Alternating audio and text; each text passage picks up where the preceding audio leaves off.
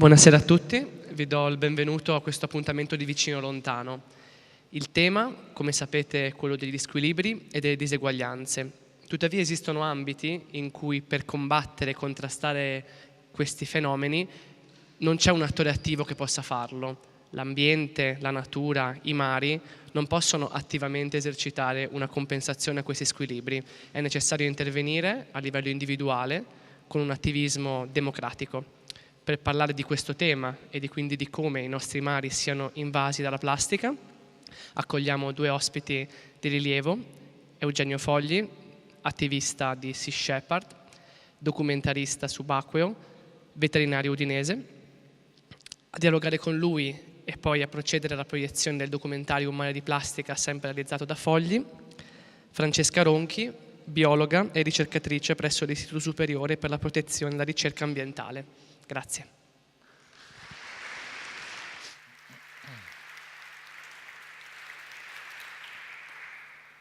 Bene, benvenuti a tutti. Il messaggio che vogliamo lanciare è quello di attivarsi e di fare qualcosa per l'ambiente. Ognuno di noi può fare molto cambiando anche piccole abitudini. Io ormai è 6 anni che mi occupo del problema dei rifiuti, che è diventato una questione mondiale. È arrivata all'attenzione ormai di tanti media, ci vengono scritti dei libri sull'argomento e vi spiegherò come io sono arrivato ad occuparmi di questo problema per darvi un'idea di come mai un professionista passi delle domeniche, passi il tempo libero a filmare rifiuti. Il problema è arrivato veramente alle cronache, parlando di queste isole di plastica gigantesche che galleggiano nei mari, e questa è una notizia recente: hanno trovato un capodoglio, no, con 29 kg di plastica nello stomaco. La vita marina è veramente in pericolo. Un altro caso citato e di cui hanno fatto un documentario, per esempio, è una balena che si è spiaggiata in Norvegia e hanno trovato nel suo stomaco 29 kg di plastica. E gli animali stanno proprio morendo per questo problema. Una gran parte, vedete, quasi la metà dei mammiferi marini ha plastica all'interno, e le tartarughe che si nutrono di quello che galleggia o delle alghe presenti nel mare sono ancora più ricche di plastica all'interno.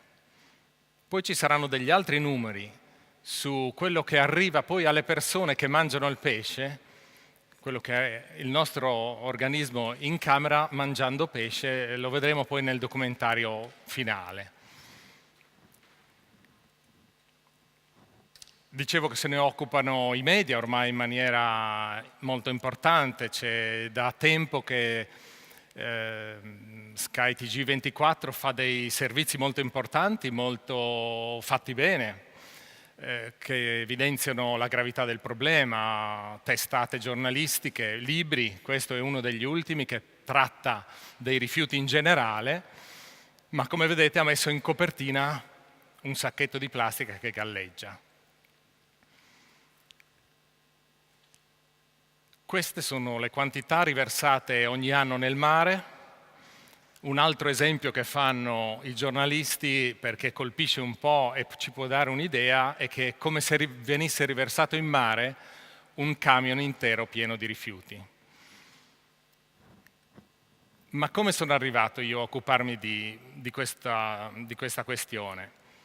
Perché ormai è più di 2 decenni che mi immergo, faccio immersioni, e nel 99 ho preso in mano la telecamera proprio per documentare la varietà, la bellezza della vita marina subacquea, per poter far vedere anche ai non subacquei le bellezze che si trovano nel mare.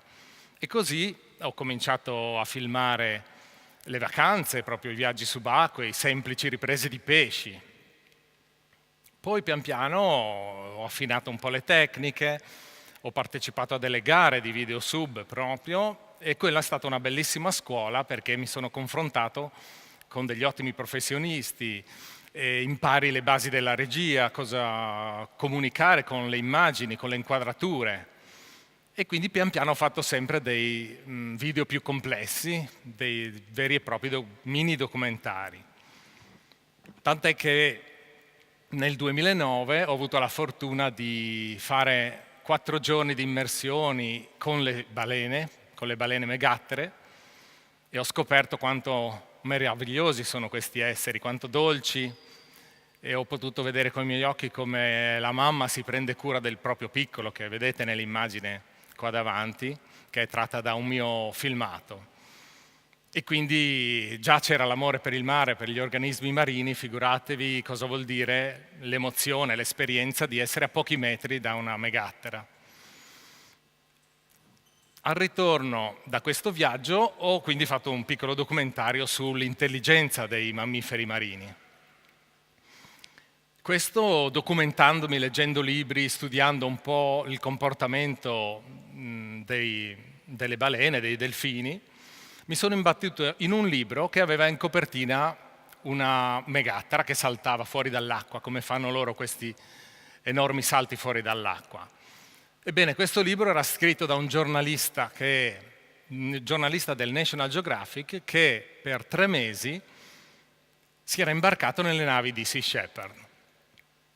Se non sapete che cosa fa questa organizzazione, vi invito a fare un salto su internet, c'è proprio nuovo il sito di Sea Shepherd Italia, che vi illustra le campagne e quello che fa per il mare questa grande organizzazione. E appena essendo focalizzato sulle balene, come vi dicevo, appena ho scoperto che anche in Italia c'erano dei volontari di questa organizzazione mondiale, ho detto: è una mia battaglia per le balene, voglio far parte di questo gruppo. E il primo giorno che ho incontrato i volontari qui nella nostra regione ho detto: datemi i moduli, io voglio far parte di questo gruppo perché voglio attivamente difendere il mare, difendere le balene. E quindi che cosa poteva esserci di meglio di unirsi a un gruppo che fa quello da 40 anni?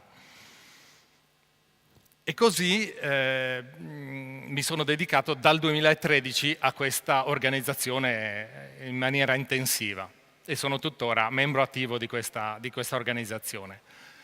Ma tornando al tema dei rifiuti, che è carissimo ed è molto spinto anche da Sea Shepherd poi negli ultimi anni, per tornare un passo indietro, l'anno precedente mi ero regalato un viaggio in Indonesia. Un viaggio in Indonesia che mi ha fatto toccare con mano il problema di cui discutiamo qui in questa riunione, in questa conferenza. E di quello vi farò vedere un piccolo estratto, breve, 1 minuto e mezzo, di questo primo documentario che ho fatto sull'argomento. Al ritorno da questo viaggio, anche lì per caso, frequentando le librerie, che è una cosa sempre utile perché vedete come vi cambia la vita magari solo raccogliendo un libro da uno scaffale. Era successo con le balene prima ed è successo con questo libro perché ero proprio tornato da questo viaggio in Indonesia, di cui vedrete il perché sono rimasto sconvolto, e mi sono trovato in libreria questo libro che è stato scritto, pensate, proprio da Charles Moore, che è lo scopritore di quei famosi vortici dove le correnti oceaniche hanno accumulato questi 5 garbage enormi di rifiuti che galleggiano negli oceani. E quindi ho cominciato a documentarmi e da lì mi è nata un'idea. Mi è nata un'idea di documentare quello che succedeva anche da noi. Perché, tornato con gli occhi e con la mente e col cuore cambiato da quel viaggio in Indonesia, ho potuto vedere quello che era gravissimo ormai anche da noi, e cioè la presenza di rifiuti galleggianti sulle spiagge, anche nelle nostre spiagge che frequentavamo da bambini e che le famiglie portano i bambini a giocare con la sabbia che anche quella ormai è stra-inquinata da cose che non ci dovrebbero essere in quella posto, in quella spiaggia. E quindi vi ho unito adesso in questo primo video che lanceremo subito altri 1 minuto e mezzo breve di estratto di questo secondo documentario che documenta quello che succede anche nei nostri mari. E quindi questo è un po' il cammino che mi ha portato oggi qui su questo palco. E quindi direi possiamo farlo partire.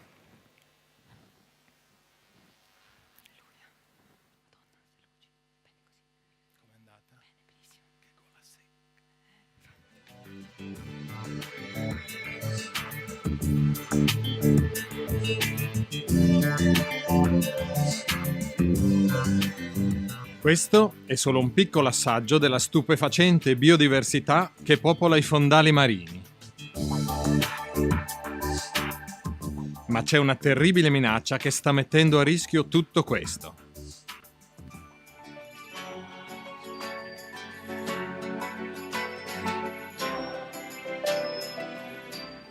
Una silenziosa invasione di plastica sta rendendo il mare una vera discarica a cielo aperto. Sono decenni che la plastica è usata in modo sempre più massiccio in tutte le attività umane. Il problema è più grave nei paesi in via di sviluppo, dove esportiamo tecnologie, ma non in modo sufficiente la cultura del riciclo.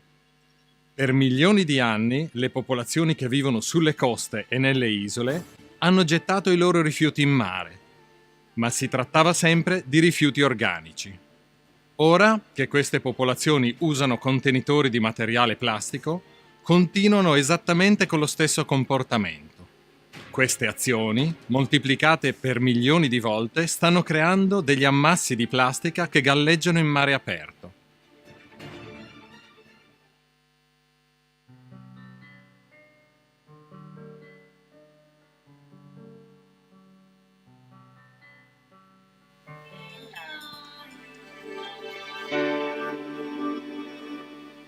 Grado è collegata alla terraferma anche da una strada suggestiva affiancata dall'acqua, lungo la quale già si possono vedere gli oggetti che il mare ha portato fin qui.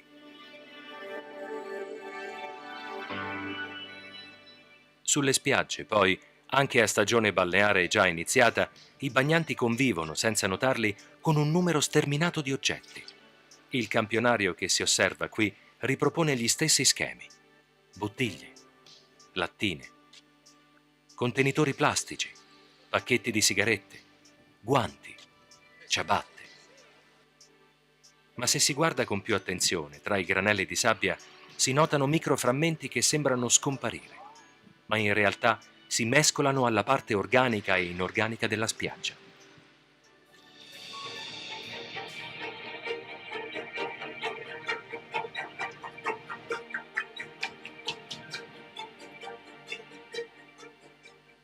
Persino nelle acque della città più bella del mondo galleggiano rifiuti.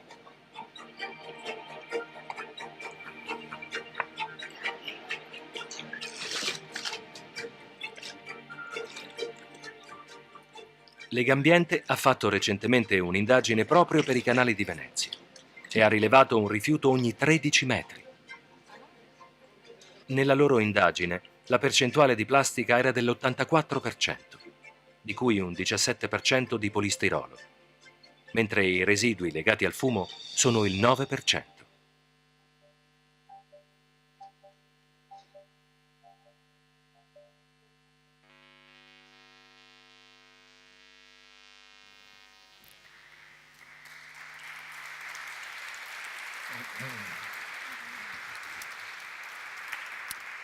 Ed è così che invece di andare in vacanza o di divertirmi passo le mie giornate libere a filmare la plastica, a filmare le cose. Però mi rendo conto che è una cosa importante, perché questo permette di far arrivare alle persone, al maggior numero di persone possibili, questo messaggio, che dobbiamo cambiare veramente abitudini, dobbiamo cambiare qualcosa, perché il mondo così si sta distruggendo veramente. Per fortuna questo documentario fatto sulle coste del Veneto e del Friuli è stato apprezzato, è stato usato. Ho avuto collaborazioni in convegni scientifici che affrontavano l'argomento del marine litter, con l'Università Ca' Foscari di Venezia, ad esempio. Ho avuto collaborazione anche con l'ARPA Friuli Venezia Giulia e l'ho portato anche nelle scuole a far vedere agli studenti questi documentari, proprio per sensibilizzare il maggior numero di persone possibili. E poi comunque, appunto, questo è di 2 anni fa, questo documentario, e le cose sono andate avanti.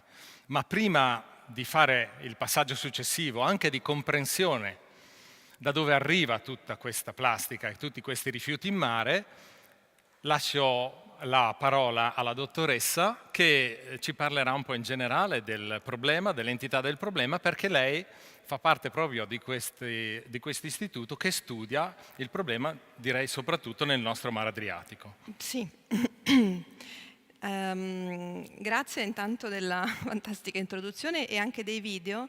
Mi piace molto entrare subito, diciamo, nell'argomento, quindi adesso torniamo un po' indietro e vi illustro in maniera, spero, non noiosa che cos'è, cosa sono i rifiuti marini, quali sono gli effetti che hanno sull'ambiente e anche quali sono stati gli studi che sono stati fatti recentemente. L'ISPRA ha collaborato a un progetto internazionale proprio nel mare che si concentrava sul mare Adriatico, quindi noi abbiamo una serie di dati che vi presenterò in minima parte ovviamente, perché l'Adriatico è una situazione particolare. Il Mediterraneo è un bacino chiuso e l'Adriatico è un bacino ancora più chiuso, molto frequentato con il Po, che è il fiume più grande e quindi con un apporto maggiore di inquinanti nel mare.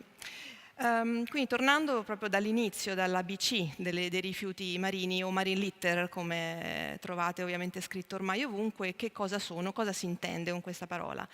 È stata definita a livello internazionale, si intendono dei materiali solidi, quindi non parliamo di petrolio, parliamo di rifiuti solidi che sono stati fatti dall'uomo o manufatti o modificati, quindi qualcosa che in qualche modo abbiamo creato noi, quindi sono i nostri rifiuti, che vengono oggettati o persi, perché anche questo capita, o che in qualche modo, e adesso vedremo come, arrivano anche dopo decenni nell'ambiente marino. È stato stimato che un 20% di questi rifiuti viene da attività legate al mare. Uno potrebbe pensare, siamo in mare, le cose vengono dal mare. No, in realtà l'80% dei rifiuti viene da terra. Questa era un'infografica e vi mostra come vengono da varie fonti, dal fatto che non abbiamo ancora un sistema di gestione dei rifiuti perfetto, quindi ci sono delle perdite da discariche illegali, ma anche semplicemente dagli scarichi del nostro bagno che spesso non funzionano e arrivano quindi poi ai canali, poi ai fiumi e poi al mare, partendo anche da molto molto lontano. Come dicevamo, il nostro problema è a terra, cioè il problema siamo noi, siamo i cittadini dell'entroterra e delle coste ovviamente, siamo i cittadini, diciamo così. Di questi è stato stimato di nuovo che quasi tutti i rifiuti che arrivano in mare sono fatti di plastica. Perché noi ci concentriamo sulla plastica? Che cos'è? È un polimero, è una molecola molto grande ed è sintetica, quindi è stata creata dall'uomo. Era un problema che prima non esisteva.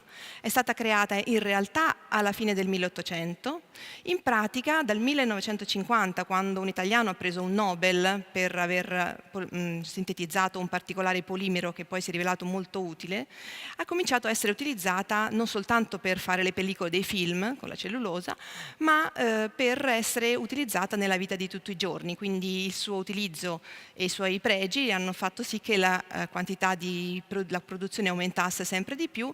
Nel 2013, ma ho il dato anche del 2016, siamo arrivati a 299 milioni di tonnellate di plastica prodotta ex novo nel mondo ogni anno. Nel 2016 siamo arrivati a 320 milioni, cioè noi continuiamo comunque a produrre nuova plastica. La stima che vedete è solo una stima, ovviamente, perché l'incremento ha un andamento molto rapido e quindi si stima nel 2050 avere questa cifra enorme di tonnellate. Soltanto nel 1950 invece si festeggiava, diciamo, il throwaway, cioè il fatto che si potevano utilizzare degli oggetti usa e getta. Che bello, la modernità, la vita, siamo moderni, siamo bravissimi, siamo i migliori di tutti. Non dobbiamo più lavare le cose, possiamo usarle e buttarle. Adesso stiamo tornando indietro. In soli 50, 60 anni ci siamo resi conto di quanto questa politica non può funzionare. La plastica ovviamente è un materiale meraviglioso, io lo dico sempre, la gente mi guarda un po' così, ma è effettivamente un materiale meraviglioso, è facile da lavorare, per cui abbiamo una quantità enorme di diversi materiali, di diverse forme, di diversi pesi, ovviamente è leggera e questo per esempio aiuta, noi non ci pensiamo mai, ma a trasportare dalla Cina o dall'altra parte del mondo a noi i materiali imballati nel vetro o imballati nella plastica permette di risparmiare sui costi e di risparmiare sull'inquinamento ambientale, quindi comunque ci aiuta, non è del tutto negativa. Pensiamo quanto è economica, pensiamo quanto sia facile avere degli oggetti sterili per la sanità e quindi riuscire a portare una migliore vita nei paesi che non si possono permettere attrezzature più costose. Ovviamente è colorabile, è idrorepellente, quindi possiamo metterci dentro i liquidi, resiste alla corrosione, quindi dura molto e quindi ci sono delle cose che non si rovinano più e si mantengono, e resiste ai funghi e alle muffe, quindi è sterile e così via. Quindi diciamo bellissima la plastica. Qual è il problema? Il problema è che questi stessi fattori, di cui io ve ne ho elencati soltanto alcuni, in realtà sono anche tutti difetti. Quindi noi possiamo leggere questi stessi elementi al contrario. È facile da lavorare, quindi vuol dire che facciamo anche delle cose totalmente inutili in plastica, come i braccialetti per i bambini, i cosi per i capelli, cose che una volta si usava la stoffa magari. È leggera e quindi vola via col vento, viene dispersa ovunque. È economica, quindi non ci costa niente comprare il sacchetto di plastica, no? Costa neanche un centesimo e così via. E ovviamente resiste a tutto ed è quindi praticamente non degradabile, viene ormai considerata come non degradabile. Qual è la differenza fra buttare per terra un pomodoro e buttare per terra una bottiglia di plastica? La differenza, diciamo, in un'immagine è questa. Il pomodoro viene degradato naturalmente dai batteri, dall'azione del sole, del meccanico, eccetera, in piccolissime, ovviamente, molecole che fanno parte poi del ciclo della vita. Quindi ritornano, possono essere assorbite dagli organismi, vanno a far parte delle cellule e tornano a far parte dell'organismo. Con la plastica questo non succede, vi ho fatto vedere prima, la molecola è molto grande, quindi quando si degrada, perché si degrada, la molecola è ancora troppo grande e non può essere assorbita dal nostro organismo, rimane lì in qualche forma e vaga. Questo significa che tutta la plastica che è stata prodotta dagli anni 50 ad oggi, che è stimata in qualcosa come 8 bilioni di tonnellate, insomma una roba veramente elevata, è ancora sulla Terra, in qualche forma. Dove si deposita? Ovviamente la vediamo sulle spiagge, si deposita lì ovviamente perché come arrivando a mare come ultima spiaggia torna sulle spiagge. Galleggia perché ovviamente ce n'è tanta che galleggia, poi però affonda perché si riempie o si ricopre di organismi e quindi va a finire sul fondo ed è sul fondo che c'è la maggior parte di quello che abbiamo prodotto. Questi sono alcuni esempi qui dei pescatori di Chioggia che raccolgono tantissimi rifiuti. Ve li ho portati perché sono significativi, a parte la balla di fieno che non è plastica però diciamo è divertente, c'è di tutto, ci sono biciclette, ci sono divani, ci sono scarpe eccetera e queste sono solo le cose più eclatanti. E poi ovviamente nel momento in cui è ridotta a piccolissimi frammenti può essere riassorbita dagli organismi più piccoli e rientrare nel ciclo. Questa è una storia che volevo raccontarvi, la storia delle paperelle del bagno. È successo nel 1992 che un cargo con delle paperelle abbia avuto un incidente, quindi queste paperelle si sono riversate nell'ambiente. Sono state trovate ancora nel 2007 dall'altra parte del globo. Questo vuol dire che diciamo, è solo significativo, è un esempio, però per dirvi quanto i rifiuti girino, quanto vengono appunto portati dalle correnti del mare e quanto non sia un problema locale. La plastica non è un problema locale, i rifiuti in mare sono un problema globale, un problema di tutti. Quello che viene sversato in Cina arriverà sulle coste dell'Inghilterra 15 anni dopo, non c'è scampo, o rimarrà sul fondo. Sul fondo, questi due oggetti sono una scatola di spam e una microplastica trovata dentro un organismo nella fossa delle Marianne, a 10.000 metri di profondità. Ormai anche zone che si pensava fossero salve dall'inquinamento dell'uomo in realtà si stanno inquinando, come l'Artico, come altre zone che si pensava ormai fossero, diciamo, al sicuro. Gli effetti, ne ha parlato anche Eugenio, sono ovviamente sulla fauna marina che può ingerire queste sostanze, queste plastiche, quindi diciamo, può avere degli effetti chiari, può rimanere intrappolata nelle reti che sono anch'esse di plastica, ormai, una volta non lo erano, perché è economica appunto. Vengono intrappolati in tutti gli oggetti che galleggiano, come tutte le, diciamo, le foto che si vedono spesso, e questo è ormai un effetto che tutti conosciamo. Altri effetti su cui volevo soffermarmi sono quelli socio-economici, cioè una spiaggia ricoperta di rifiuti non viene frequentata, quindi crea un problema diciamo, di affluenza turistica alle comunità locali, che devono spendere soldi per pulire, come si vede nella seconda foto. Tutti i giorni le spiagge in cui andiamo molto probabilmente sono pulite, tutti i giorni, vuol dire che ogni notte il mare riporta a riva i rifiuti. E anche danni vengono fatti e sono stati registrati sul settore della pesca.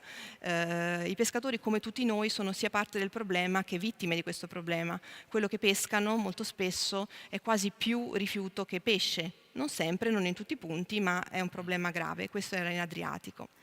Il problema delle microplastiche, di cui si parla tantissimo, come vi dicevo, la plastica viene degradata sicuramente in tempi lunghissimi, rimane comunque in molecole grandi. Queste molecole vagano per il mare con degli effetti di cui vi parlerò adesso. Quindi può essere sia, diciamo, dovuta al fatto che si degrada col tempo, sia anche, e questo è un aspetto, diciamo, che viene messo in evidenza ultimamente, anche dai lavaggi, per esempio, delle fibre, le microfibre. Tutti i pile che utilizziamo sono di plastica, quindi ogni volta che li laviamo rilasciano microparticelle di plastica. Due parole solo per questo effetto che è abbastanza interessante. La plastica attrae una serie di sostanze tossiche che sono già in mare, ed è questo, diciamo, il grave problema, che le accumula, quindi rende questa concentrazione di sostanze tossiche che ci sono, perché sono quelle che utilizziamo noi e poi si riversano in mare, però aumenta la concentrazione, quindi quando poi andiamo a ingerire qualcosa con queste microplastiche ingeriamo anche un maggior quantitativo di sostanze tossiche rispetto a quelle che normalmente ingeriremo, con un effetto che mi piace molto, io chiamo l'effetto del gatto, cioè proprio è un effetto statico diciamo, di accumulo delle sostanze più tossiche. Vi presento brevemente i risultati di questi studi che sono stati fatti qui in Adriatico. Abbiamo fatto monitoraggi in 3 spiagge dell'Adriatico, che sono queste. La più inquinata è risultata quella di Bocca 7, con questi 1,5 oggetti per metro quadro, e quello che si è trovato più abbondante in assoluto sono gli imballaggi di qualsiasi cosa. Noi imballiamo tutto e diciamo, l'uso diciamo, spropositato di questi imballaggi poi si ripercuote in quello che c'è sulle spiagge, ma anche le calze da mitili, le calze che vengono usate per far crescere le cozze, si ritrovano molto. Sul fondo sabbioso abbiamo fatto questi monitoraggi insieme ai pescatori che strascicano sul fondo, e quello che hanno tirato su anche in questo caso erano rifiuti vari provenienti da terra o dalle barche, quindi bottiglie, imballaggi eccetera. Una parte minore era costituito da rifiuti della pesca. Di questi rifiuti della pesca la maggior parte erano rifiuti dovuti all'acquacoltura. È un campo in cui bisogna lavorare molto. Potete vedere dall'immagine la grandezza delle palline sulla mappa indica la quantità di rifiuti che abbiamo trovato. Sicuramente intorno al Po la quantità è maggiore. Questo è indicativo del fatto che questi rifiuti vengano da terra e escano nel fiume e poi ritornano. Un'altra cosa che apprezzerà Eugenio: abbiamo fatto un'indagine sulle tegnue di Chioggia, che sono questi affioramenti rocciosi che ci sono a largo a un paio di miglia da Chioggia, ci sono anche in Alto Adriatico, eccole lì. Abbiamo trovato soprattutto rifiuti legati alla pesca, come potete vedere, per vari motivi. Queste sono foto bellissime di quello che c'è in realtà in questa zona, quindi sono siti protetti, sono siti di interesse comunitario, sono protetti e comunque risentono moltissimo dell'inquinamento. Passando invece alle cose che si possono fare per risolvere questo problema o comunque per mitigare gli effetti di questo problema, questo è quello che abbiamo fatto. Diciamo, possiamo agire a diversi livelli. Il livello più semplice è quello di cercare di levare quello che già c'è, non è risolutivo, voglio essere chiara. è, diciamo, per migliorare la situazione dell'ambiente. Però il Fishing for Litter, che è un'attività che può essere fatta insieme ai pescatori, dove viene data la possibilità ai pescatori di portare a terra quello che trovano accidentalmente nelle reti, è un'attività molto interessante che può aiutare molto. Noi abbiamo fatto un esperimento pilota a Chioggia, in soli 16 mesi solo 6 barche hanno portato a terra queste 31 tonnellate di rifiuti, che veramente sono interi camion di rifiuti. Noi li abbiamo analizzati e devo dire è un'attività che può essere fatta. In Italia, mi spiace dirlo, ma purtroppo la legge ancora non è adattata a queste misure, quindi abbiamo dei problemi che sta cercando di risolvere anche lo stesso Ministero dell'Ambiente. E poi si può ovviamente partire invece dalla fonte, cioè dobbiamo evitare che tutto questo succeda, che questi rifiuti, queste 8 milioni di tonnellate all'anno di rifiuti arrivino in mare, e quindi dobbiamo fare educazione, dobbiamo cambiare la mentalità delle persone, parlare con i bambini, insegnare loro, come diceva Eugenio, andare nelle scuole, far capire qual è la gravità e quanta differenza può fare la singola persona, non soltanto nel cambiare le proprie abitudini, non chiedendo la cannuccia al bar o utilizzando le buste eccetera, ma anche complessivamente come comunità influenzando il mercato, quindi facendo sì che le grandi società di produzione cambino il loro packaging, cambino i materiali, investano in materiali. L'ultima cosa è questa: ci sono ovviamente la comunità internazionale sia scientifica che politica è mobilitata su questa problematica. Da gennaio 2018 l'Unione Europea ha pubblicato questa strategia europea per un'economia circolare della plastica, perché è lì che noi dovremmo arrivare a non produrne ogni anno 299-300 milioni di tonnellate, ma a riutilizzare quella che abbiamo il più possibile, o quindi utilizzarne di meno e riciclare quella che abbiamo. Quindi questo è il nostro scopo, dove diciamo entro il 2030 abbiamo degli obiettivi che sono quelli appunto di riciclare di più, fare in modo che le packaging siano più facilmente riciclabili, che non ci sia il pacchetto fatto di 2 materie diverse che non si possono riciclare insieme e così via. Quindi abbiamo questo obiettivo entro il 2030 di modificare tutto il packaging dell'Unione Europea affinché siano più facilmente riciclabili e riutilizzabili. E infine, proprio parlavamo del comportamento, ci sono le 2 cose che io dico sempre, e spesso vado nelle scuole per i bambini ma anche per gli adulti, è imparate a non usare la borsa di plastica, e i bambini di solito sono molto ricettivi su questo. Noi ormai quasi tutti lo facciamo, però è una cosa comunque, anche perché poi avendo messo un costo sulle buste di plastica siamo anche più facilitati, più spinti, più invogliati a usare quelle riciclabili, anche perché quelle altre si rompono, e io di certo dico che è un bene, perché almeno siamo spinti a usare quelle di stoffa. E una cosa che abbiamo anche fatto oggi è cercare di usare il meno possibile le bottigliette di plastica e usare le borracce eccetera. E su questo vi faccio, come ultima cosa, voglio soffermarmi sulla differenza che c'è fra il tempo in cui un oggetto come questi, come una forchetta di plastica, come un piatto di plastica, è effettivamente utilizzato rispetto al tempo che rimarrà nell'ambiente, che è diciamo infinito, ma possiamo approssimarlo a 1000 anni. Noi il sacchetto di plastica lo usiamo per 5 minuti, la forchetta 3 minuti, quanto ci vuole a mangiare un piatto di pasta alla festa, dopodiché quello rimane nell'ambiente per 1000 anni. Questo tempo deve essere capovolto, dobbiamo cambiare questa mentalità, questa modalità di usare le cose e poi buttarle. Solo i nostri nonni, io vado spesso degli incontri e ci sono le persone più anziane che mi dicono no, ma io lo faccio, io le rilavo, perché era diverso una volta, era prima degli anni 50 magari, dove non c'era questa politica del consumo, dell'usa e getta, e questo problema era molto meno sentito, quindi dobbiamo tornare diciamo, indietro nel tempo. Questo è il mio finale diciamo, invito a tutti quanti. Ecco, grazie per l'attenzione, spero di non essere stata noiosa.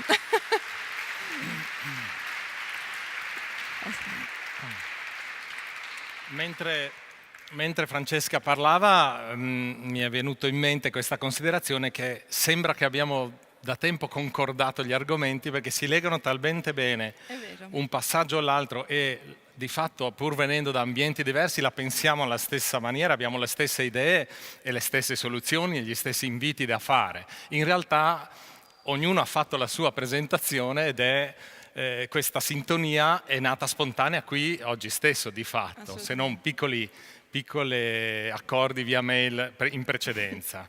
E quindi è bella questa cosa e sembra concordata, ma in realtà non è concordata questa cosa, perché io mi sono portato, come faccio sempre quando vado in gita, quando vado nelle scuole, quando faccio le conferenze che parlano di questi argomenti, invece di bere da una bottiglia di plastica ho la mia boccetta, fra l'altro prodotta dall'ISPRA, Esatto.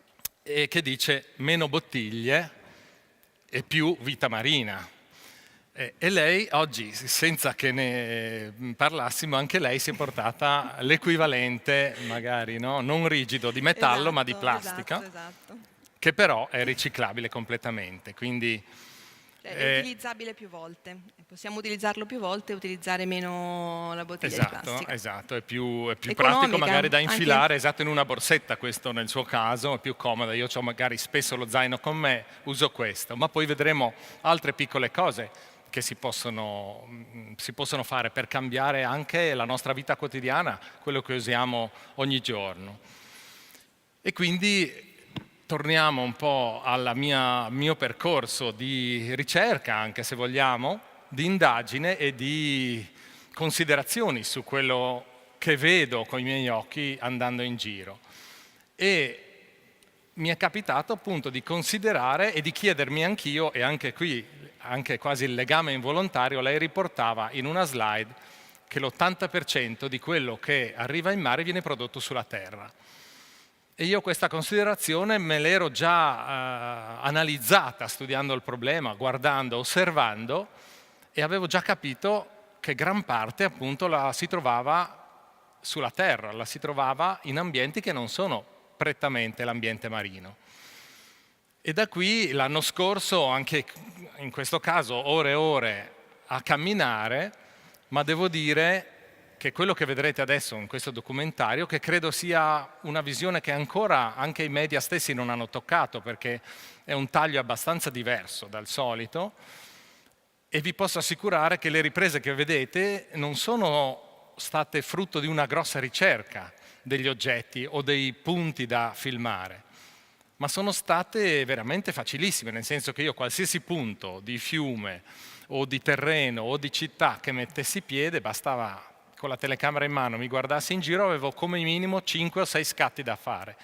Quindi non è quello che vedrete una ricerca di tracce che non ci dovrebbero essere nell'ambiente naturale, ma sono solo fermarmi dove capitava, accendere la telecamera e fare gli scatti. Poi successivamente viene tutto il lavoro di composizione del documentario, di scrittura dei testi e tutto il resto, è un lavoro sicuramente lungo di post-produzione, ma che è anche la parte più interessante, più creativa, in cui puoi trasmettere proprio il messaggio, puoi trasmettere quello che tu pensi di questo argomento. Quindi non vi dico ulteriori cose perché lascio parlare quello che ho scritto e ripreso durante l'anno scorso, e quindi vi lascio alle immagini di questo documentario che si chiama Un mare di plastica.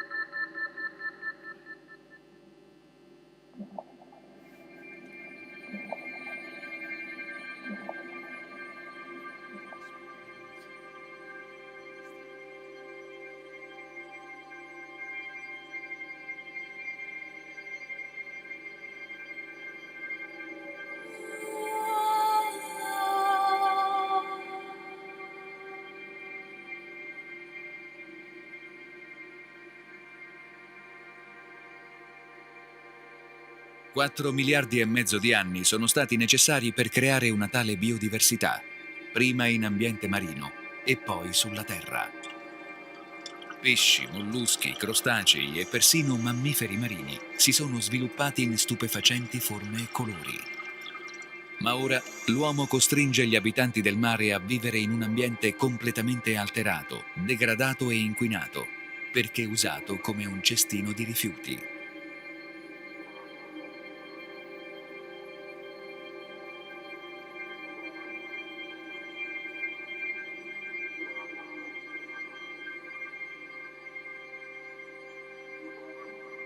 Ogni anno viene gettata in mare una quantità di plastica che pesa più di tutta l'umanità messa assieme. È stato calcolato che a questo ritmo, nel 2050, nel mare ci saranno più pezzi di plastica che pesci. Vedendo questo sacchetto è facile intuire come una tartaruga marina possa scambiarlo per una medusa. E di questi, ogni anno, ne vengono prodotti 500 miliardi.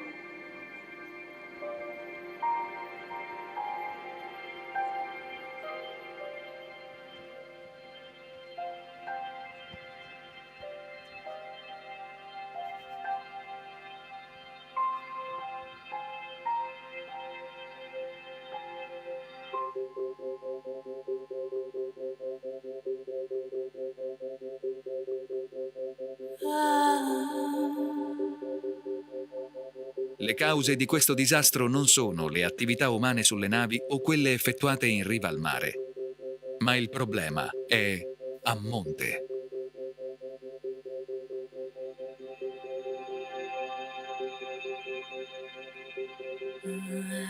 Nei laghi e nei torrenti di montagna, ovunque l'uomo abbia accesso, si vedono i segni del suo passaggio, e non sono segni particolarmente edificanti.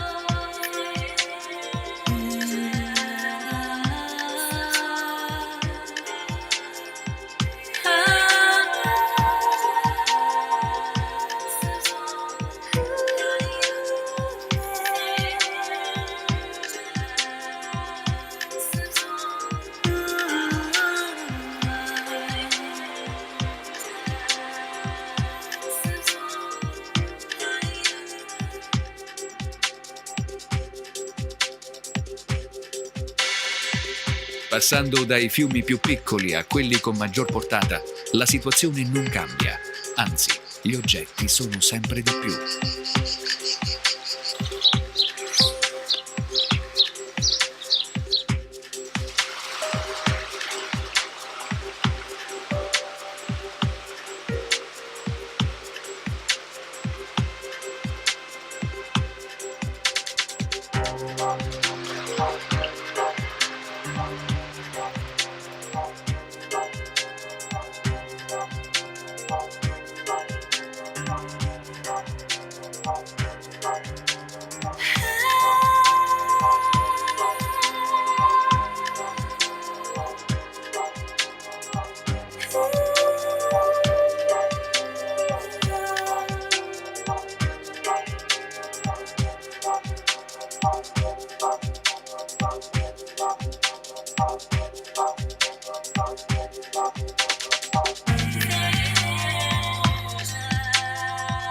ancora più incredibile è quello che gli automobilisti sono capaci di gettare dai finestrini.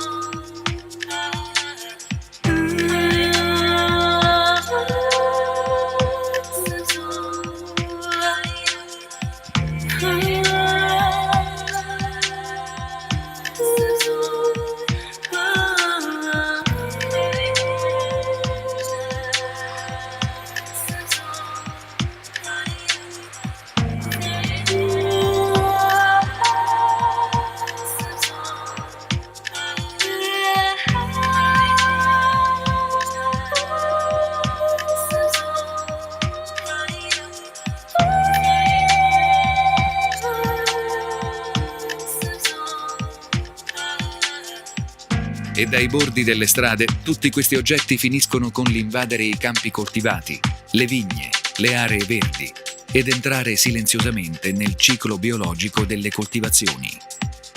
Così tra un po' di tempo scopriremo che, come chi oggi mangia pesce ingerisce 11.000 microframmenti di plastica ogni anno, anche i vegetariani troveranno filamenti di plastica nella loro insalata.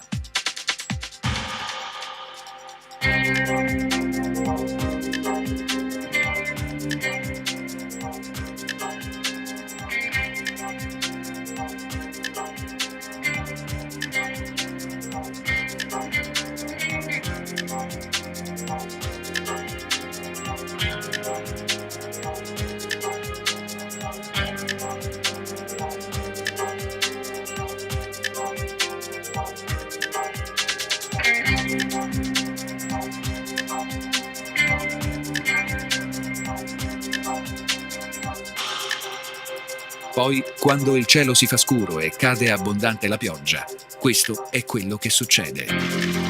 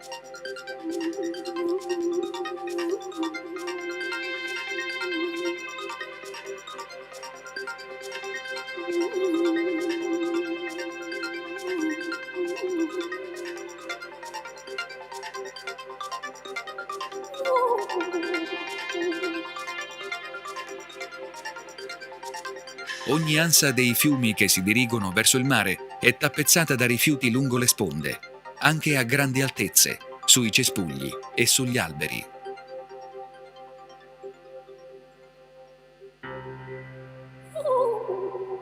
E alla fine i fiumi scaricano in mare tutto il loro sporco carico, avendo raccolto oggetti nelle valli, sotto i ponti, nelle città e nei campi coltivati. Da qui, infatti, deriva l'80% di quello che poi troviamo come rifiuto in mare, anche a grandi profondità. Ogni giorno, ogni minuto e a ogni acquisto dobbiamo pensare alle conseguenze delle nostre azioni sull'ambiente marino. Ormai non è più un'opzione, è una necessità. Stiamo inquinando l'ambiente dove viviamo e l'acqua che beviamo.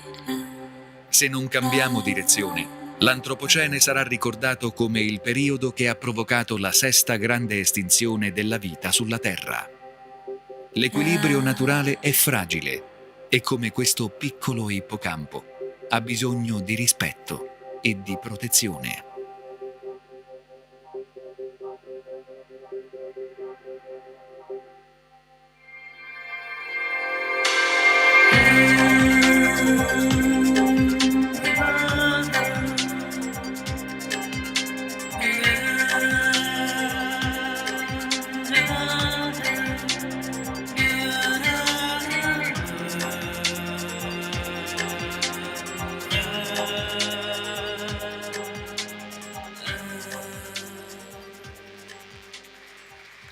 E quindi capite perché faccio tutto questo? Perché cerco di battermi, perché una coscienza nuova arrivi, perché fa veramente male vedere il nostro ambiente, il nostro Friuli, la nostra Italia, che ha degli angoli meravigliosi, dei posti bellissimi, vederli rovinati in questa maniera. E un'altra cosa che si può sottolineare è che proprio avere un ambiente degradato fa male alla salute. Ci sono proprio degli studi scientifici recentissimi che lo dimostrano. Hanno fatto degli studi sulle persone che vanno al mare, che stanno in riva al mare, che dicono che solo stare vicino al mare, vedere il mare, il nostro cervello rilascia endorfine positive, antidepressive proprio, e quindi molecole che danno benessere al nostro organismo. Ed è per quello che probabilmente di anno in anno continuiamo ad andare a fare le vacanze al mare, perché inconsciamente forse, ma ci fa stare veramente bene stare in un ambiente marino. Ma se questo è degradato, invece fa proprio l'effetto contrario. Altri studi hanno visto che persone che vedono i rifiuti, un ambiente rovinato, un ambiente brutto proprio da vedere, quindi la nostra vista, i nostri occhi trasmettono queste immagini al cervello e il nostro cervello le trasforma in sostanze chimiche nocive, depressive e che alla lunga ci fanno ammalare. Quindi anche solo per il benessere, non solo per questioni economiche, perché in un ambiente degradato i turisti poi alla lunga non ci andranno e quindi tutta l'economia legata al turismo può crollare se viviamo in un ambiente orribile, no? Quindi ci sono mille motivi. Citava la salute, perché se ingeriamo plastiche è pieno di sostanze tossiche, quindi veramente non si capisce, mi fa arrabbiare come ancora oggi nel 2018 ci siano persone che buttano in giro le cose come se nulla fosse. Nel documentario si vede che proprio dalle macchine a Udine le persone buttano i rifiuti dal finestrino. Cioè è una cosa che sarebbe impensabile, eppure lo fanno e lo fanno dovunque, perché quello che ho ripreso è solo alcuni esempi, ma è dappertutto così, lungo le strade è proprio tappezzato di rifiuti. Però l'idea nostra era comunque quella di chiudere questo intervento e ne siamo consci che si può fare qualcosa. La tecnologia umana ha creato sì la plastica, ma gli scienziati sono in grado di trovare anche le soluzioni e ci sono 1000 sistemi per risolvere il problema. Bisogna far fare ai governi il loro compito, cioè indirizzare le persone a comportarsi in maniera sostenibile, a spingere, e oggi se ne comincia a parlare, di economia circolare, che vuol dire appunto non produrre rifiuti o produrre rifiuti che poi vengono riutilizzati in un altro canale, in un'altra industria, e quindi tendere all'impatto zero, al rifiuto zero, no? Quello è l'unica via d'uscita. Però volevamo chiudere con un messaggio positivo, perché le cose si possono fare soprattutto se noi in prima persona ci impegniamo e facciamo qualcosa. Qui ci sono diversi titoli di giornale dell'attività dell'ISPRA, di come l'impatto mediatico, grazie anche, possiamo dire, al nostro lavoro di divulgazione, di andare alle conferenze degli scienziati che studiano il problema, del fatto di far arrivare questa documentazione appunto ai media, ormai l'argomento è molto seguito e molto ripreso da tutti i media in tutti i paesi. E questo è un bene perché la coscienza cambia e le cose possono cambiare piano piano. E per chiudere con le note positive vi faccio vedere alcuni recenti appunto avvenimenti e cose che stanno succedendo per farvi capire come realmente sta cambiando le cose rapidamente e come noi abbiamo come consumatori un potere enorme. Faccio l'esempio spesso di cui ne parlavamo anche a conferenze di 5 anni fa del problema dell'olio di palma. Avete notato come quando il problema è emerso, anche grazie all'etichettatura, in cui nei prodotti in cui prima c'era scritto oli vegetali è comparsa l'olio di palma, la gente ha cominciato a guardare le etichette e a rifiutare quei prodotti. E avete potuto notare come c'è uno spot su 2 ormai di prodotti di panificazione o merende o cibo in cui fanno la corsa per dire quanto loro erano bravi a non usare l'olio di palma o lo hanno tolto. E quindi in pochissimi anni il cambiamento, la virata sul tema dell'olio di palma è stata rapidissima, 2 o 3 anni è cambiato tutto. E così può succedere per le cose che non vanno in generale e nel nostro caso per il problema dei rifiuti. E l'esempio è questo avvocato, un giovane avvocato indiano che solo 2 anni fa ha cominciato a pulire lui da solo, aiutato da un pensionato, a raccogliere i rifiuti in questa spiaggia che era tappezzata di rifiuti, una spiaggia a Mumbai. Ebbene, questo, col suo entusiasmo, col suo coinvolgere le persone, ha chiesto aiuto vicino, insomma, alle comunità locali. Questa spiaggia è diventata pulitissima, vedete la differenza? E dopo 20 anni che non nidificavano più le tartarughe marine, quest'anno sono tornate a nascere le tartarughe marine in quella spiaggia prima che era una discarica a cielo aperto. Ci sono iniziative creative. Per esempio qui nel nord Europa hanno inventato questa corsa che fa bene alla salute perché spinge a muoversi, a fare movimento, e contemporaneamente durante la corsa invitano appunto i partecipanti a raccogliere i rifiuti in giro per la città. Un'altra buona notizia è una grossa catena che ha rimosso da tutti i suoi prodotti le microplastiche che, non so se sapete, ma nei dentifrici, nelle creme cosmetiche mettono queste microplastiche, questi piccoli frammenti di plastica per fare l'effetto abrasivo.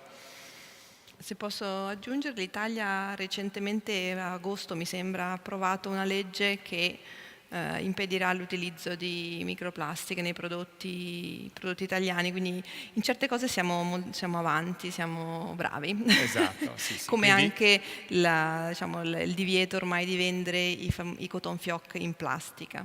che anche quello era uno Che dei anche questa maggiori è una ritrovati. delle cose che si trovano in spiaggia più frequentemente.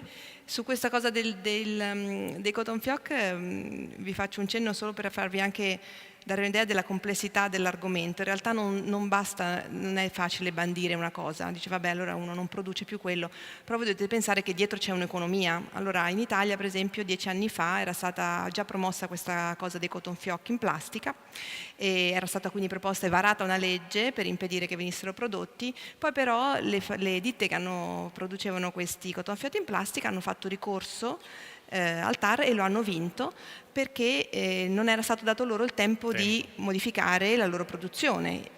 Non si possono lasciare a casa migliaia di persone perché viene fatta una legge da un giorno all'altro, e quindi è stato dato quindi un tempo molto lungo, e adesso dopo 10 anni questa cosa è entrata in atto. Quindi ci sono anche dei tempi lunghi e ci sono da considerare anche il fattore sociale e economico che è dietro all'industria della plastica, che è enorme, e quindi va modificato tutto, non soltanto fatta la legge che magari è bella da leggere sul giornale, però poi bisogna vedere che conseguenze ha. Sono cambiamenti importanti, esatto, e richiedono argomenti scelte complessi, oculate, complesse, con i tempi che richiedono. Per esempio questa è un'altra cosa che si può rinunciare. Una bella mossa che potrebbe essere fatta è dire, quando andate in un bar, un cocktail, dire ma a me la cannuccia non serve, posso benissimo bere dal bicchiere, perché uno dei maggiori oggetti ritrovati nelle spiagge sono le cannucce di plastica. Questa per esempio è l'esempio che in commercio ci sono anche l'alternativa possono essere delle cannucce biodegradabili, completamente compostabili, ad esempio al posto delle cannucce di plastica. Io con me ho portato oggi per esempio delle cannucce d'acciaio. Se proprio uno non può rinunciare alla cannuccia, ci sono queste alternative.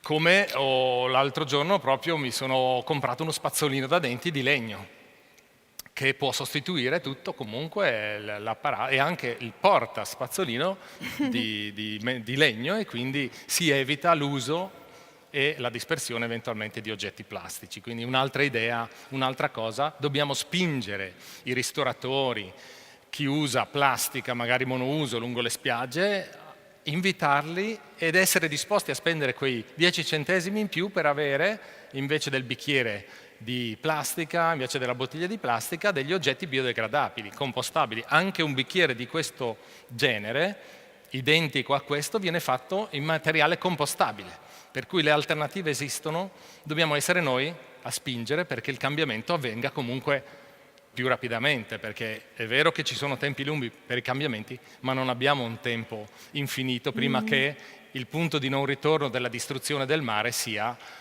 raggiunto. Perché un altro dato che mi pare non abbiamo accennato è che le previsioni degli scienziati sono che nel 2050, se continuiamo a questo ritmo, ci saranno più oggetti di plastica che pesci. Quindi non abbiamo un tempo infinito per rimediare ai danni che la tecnologia ha fatto. Okay? Se aggiungo una cosa sulle cose compostabili e sacchetti biodegradabili, eccetera, anche lì, diciamo, il sacchetto biodegradabile e compostabile è sicuramente un miglioramento rispetto al sacchetto di plastica. Ricordiamoci però che è fatto per potersi degradare totalmente nei compost, quindi sulla terra, nei sistemi industriali appositi, nelle fabbriche di compostaggio dove ci sono alte temperature e particolari batteri.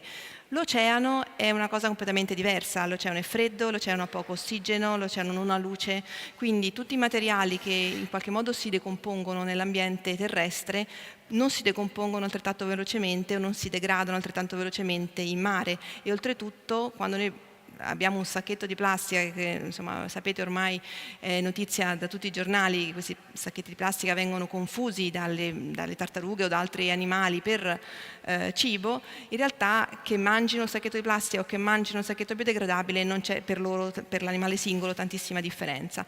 Quindi è un miglioramento sicuramente, e bisogna applaudere a qualsiasi, diciamo, modifica che porta a dei materiali meno duraturi, ma la soluzione è sempre usarne di meno, anche di quelli compostabili, biodegradabili. Molto importante cioè, che non, anche... non sono la soluzione. Ecco. Sì, era molto importante dire appunto che gli oggetti compostabili, biodegradabili, non vanno dispersi, va fatta bene la differenziata anche dei compostabili. Questo è molto importante. Questo titolo di una ricerca, che riporta una ricerca in Inghilterra, è molto, molto importante perché fa vedere come questi provvedimenti di cui abbiamo parlato funzionino. Questo titolo dice la diminuzione dei sacchetti di plastica sul fondo del mare stanno a testimoniare che funzionano questi provvedimenti. È una ricerca molto complessa, proprio una ricerca scientifica. Pensate che hanno fatto 2700 passaggi con le reti a strascico per studiare quello che arrivava sul fondo del mare. Ed è lungo, dura parecchi anni questo lavoro, e ha dimostrato che dal divieto, o comunque credo in Inghilterra hanno messo una tassa sui sacchetti di plastica, da quella volta il ritrovarli sul fondo del mare, insomma, questa quantità è diminuita dell'80%. Quindi questo tipo di provvedimenti sono efficaci, tant'è che l'articolo dice è bene estenderlo ad altri oggetti, le coppe per il caffè monouso, per le bibite che si prendono camminando, altri tipi, le bottiglie di plastica, quindi invitano ad applicare queste restrizioni su altri oggetti perché funziona. Un'altra bellissima notizia, questa di pochi giorni fa, che il sindaco delle Termiti da quest'estate ha già vietato gli oggetti, le posate monouso in tutte le Tremiti. Si può fare, e quindi ha detto il sindaco, questo è un primo passo urgente, perché anche lui si è reso conto dell'urgenza di preservare un ambiente meraviglioso come sono le isole Tremiti, e ha invitato altri sindaci a fare lo stesso. Quindi vedete che l'informazione, l'esempio muove le cose e le cose cambiano. Il messaggio finale di questa nostra conferenza è proprio questo. L'obiettivo è cercare di avere un impatto, se non zero, ma piccolissimo, vicino allo zero sul nostro meraviglioso ambiente. E quindi vi chiediamo entrambi di fare anche voi qualche azione pratica, di agire in prima persona, perché si può fare. Come ad esempio, se andate in spiaggia, andate in qualche luogo in riva al mare, portate con voi 3 oggetti che trovate nell'ambiente, e se tutti fanno un piccolo passo, sicuramente il nostro ambiente sarà più pulito, migliore, e in breve tempo potremo di nuovo godere del bel paesaggio delle nostre coste e goderci il mare come è giusto che sia che tutti usufruiscono del beneficio e delle bellezze che ci sono sull'acqua, nelle spiagge e anche sott'acqua. Grazie.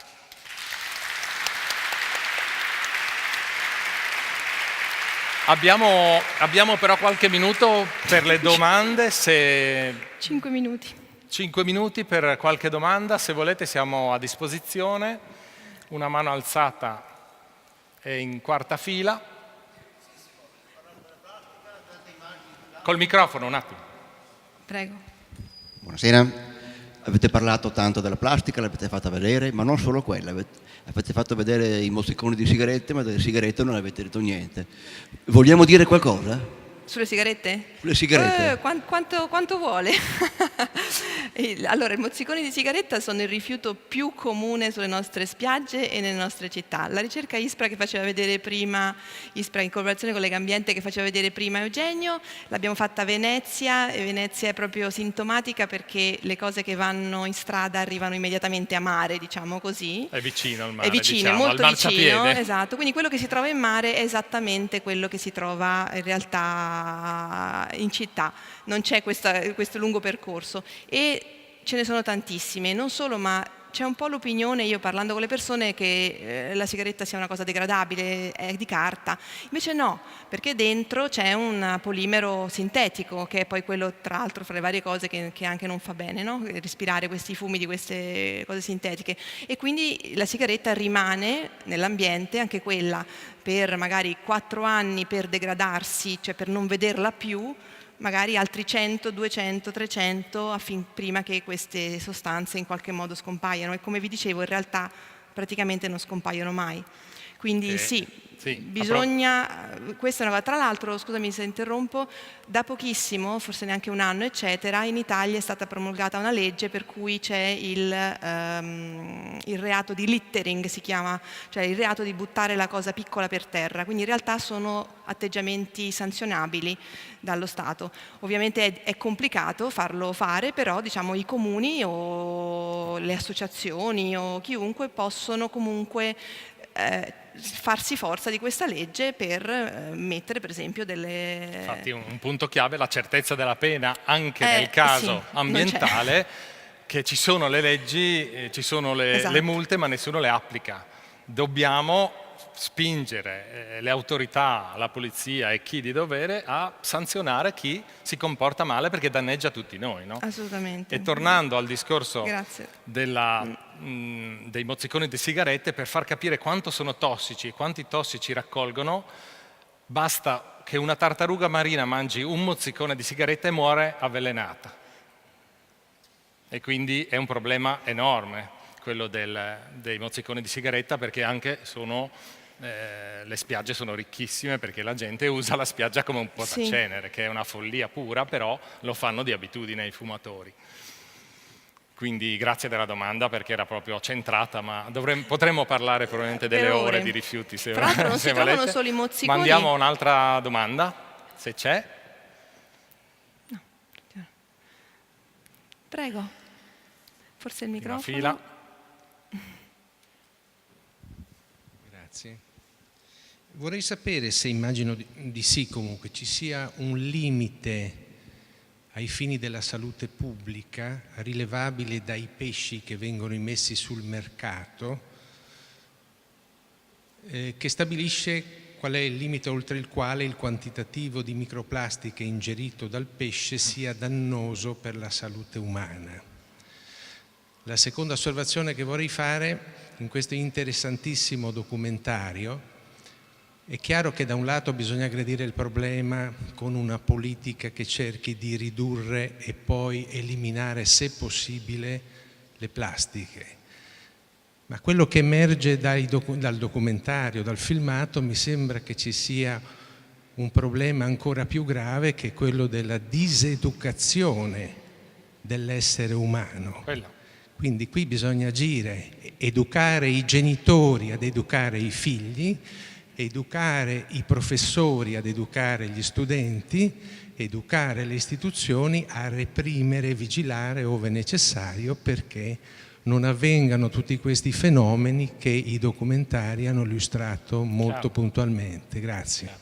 Grazie dell'intervento. Sì, il secondo punto siamo ovviamente perfettamente d'accordo e sì, è assolutamente la strada da affrontare. E infatti entrambi sì, in ambiti diversi andiamo nelle scuole per parlare di questi problemi. Anche le stesse operazioni, per esempio, di pulizia delle spiagge, a cui invito tutti sempre comunque ad andare, non sono mai risolutive, sono soprattutto di sensibilizzazione, perché quando io ho cominciato a fare i monitoraggi, una volta che le persone fanno caso a quello che c'è per terra e sono costrette a raccogliere, a contarle, a classificarle, a vedere il risultato, poi non sei più capace di andare in giro per strada senza dire, cioè io abito a Venezia, non sono più capace di andare in giro senza i canali e guardare quante bottiglie ci sono che galleggiano, la stessa cosa per le spiagge, la stessa cosa per le città, quindi educazione assolutamente. Riguardo alla salute questo è un punto più oscuro, nel senso che ancora studi, certezze di effetti negativi delle microplastiche sull'uomo non sono stati fatti, nel senso che è ovvio che ci vogliono dei tempi della ricerca medica e scientifica che lo provino, quindi non è facile provarlo. È vero però che effetti negativi delle microplastiche sono stati registrati e scientificamente pubblicati su animali, quindi su piccoli pesci, su gamberetti, un malfunzionamento nei loro sistemi di respirazione, ormonali, eccetera, dovuti a questo accumulo di sostanze, non solo ma anche trasporto di microbi. Si è visto infatti che spesso sulla superficie di queste piccole microplastiche che vengono ingerite si accumulano una serie di comunità batteriche che vengono raccolte, d'altronde diciamo, arrivano dal Po, no? Per esempio, arrivano nelle zone più inquinate d'Italia e quindi accumulano anche batteri. Sì, gli scarichi degli allevamenti, Esatto. qualche batterio lo rilasciano Quindi per il nelle momento, acque. diciamo, io sono per dire veramente le cose come stanno, non ci sono studi ancora accertati, ma tutto ci fa pensare che non ci faccia bene, quindi che in un futuro e con l'accumulo e continuando a mangiare queste cose, diciamo, qualcosa potrà succedere o in qualche modo potremo risentirne. Probabilmente lo sapremo nei prossimi 20 anni. Esatto. Io direi Non so se l'ultima brevissima perché adesso dobbiamo Credo che chiudere. ci caccino via. Il microfono, signora. Signora, il microfono così la sentono. L'80% viene dalla terra. Quello che viene dal mare, come viene... Da dove arriva? Da dove arriva e come viene sanzionato, come viene risolto. Sul sanzionato dico io, perché anche come Sea Shepherd sappiamo che in alto mare non c'è nessun controllore. I pescatori, i bracconieri fanno il bello e il cattivo tempo perché non c'è nessuno, se non le navi di Sea Shepherd, a vedere cosa succede. Sono una fonte sicuramente di inquinamento enorme, ma sull'altra parte delle domande lascio. Vengono da varie fonti. Una parte è legata appunto alla pesca, poi non pensiamo neanche tanto soltanto all'Adriatico, ma pensiamo anche al mondo intero, quindi sicuramente sì. Vengono dalle navi da crociera che comunque spesso hanno dei sistemi di smaltimento che non funzionano bene, e poi c'è tutta una parte illegale, però ci sono anche tante piattaforme che ovviamente possono produrre dei rifiuti, però come vi dicevo rispetto a quello che è stato fatto sulla terra è ovvio che è di meno.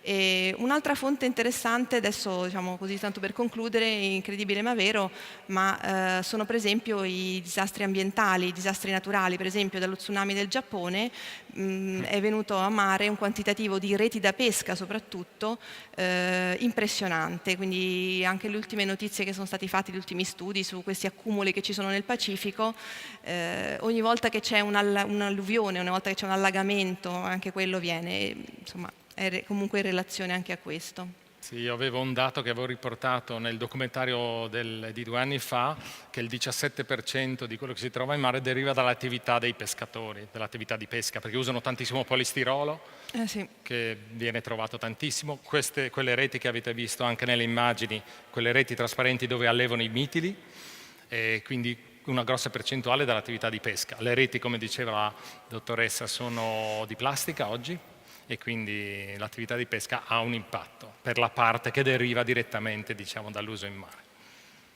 Grazie dell'attenzione. Grazie a tutti. E buona serata.